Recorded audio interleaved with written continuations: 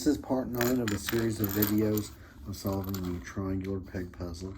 And we're going to look at some configurations when you got 4 left and see if you can leave one peg in the, not necessarily in the original empty, but just leave one peg left.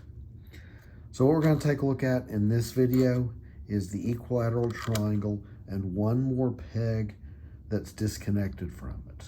Okay, there's 3 formations that we can look at, 3 configurations we can look at. One looks like this, one looks like this, and one looks like this. Okay, this configuration is not favorable. No matter what we do, whether we go here and leave 3, or whether we go here and leave 3, or whether we go here and here and leave 2, okay, that's not favorable. This is favorable as long as the equilateral triangle is not pushed into a corner, but as we'll see in a moment, if it is forced to a corner, it is unfavorable. What would it look like here?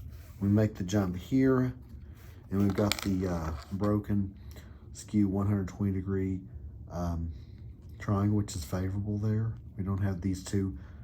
We got at least one of these in the interior, like we saw in a previous video, so that's favorable.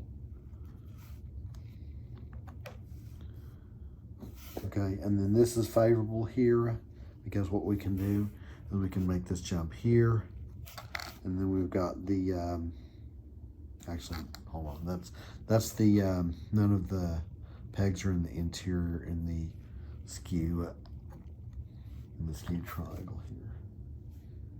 All right, what we need to do here is we need to jump like this. Okay, now we've got an interior. We got the skew, broken 120 degree triangle, 120 degree angle, and then we've got the, that peg's in the interior. So that's favorable whenever you've got that configuration. Okay, now I mentioned that this was favorable as long as you don't have your equilateral triangle forced into a corner. What is the issue if we do force it into the corner? We try that same configuration, and now all of a sudden our broken skew 120 degree angle has no interiors. And we saw in a previous video that when that happens, it's not favorable. We make this jump here, and since there's no hole over here and there's no hole over here, we got nothing to do there. So we're forced to leave 2 pegs. So those are the possible configurations when you've got the equilateral triangle. Actually, there is one more thing. We can put this way over here.